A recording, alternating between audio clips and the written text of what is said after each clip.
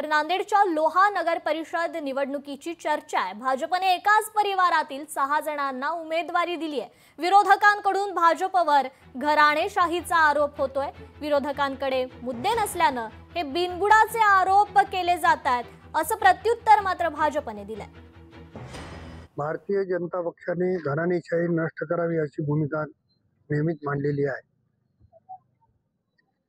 परंतु नांदेड जिल्ह्यामध्ये उमेदवार मिळत नाहीत म्हणून भारतीय जनता पक्षाने एकाच घरातल्या 6 लोकांना उमेदवारी दिलेली आहे। हा इथल्या स्थानिक नेत्यांचा प्रताप आहे।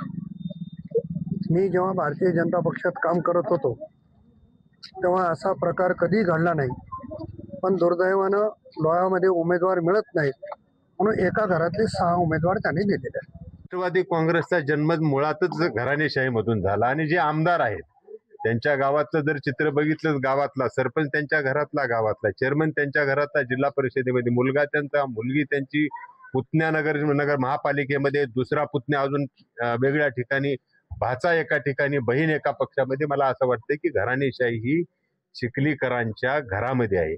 आज जे भारतीय जनता पार्टीवर आरोप केला जातोय की जे 6 उमेदवार म्हटले जाते त्याच्यापैकी 4 नगरसेवक तर आजी माजी नगरसेवक होते आणि अनेक ठिकाणचे उरलेल्या काही ठिकाणी लोकांची इच्छा होती आणि भारतीय जनता पार्टी काही एका माणसाची पार्टी नाही। भारतीय जनता पार्टीची जिल्ह्याची कोर टीम प्रदेशाला उमेदवाराची शिफारस करते।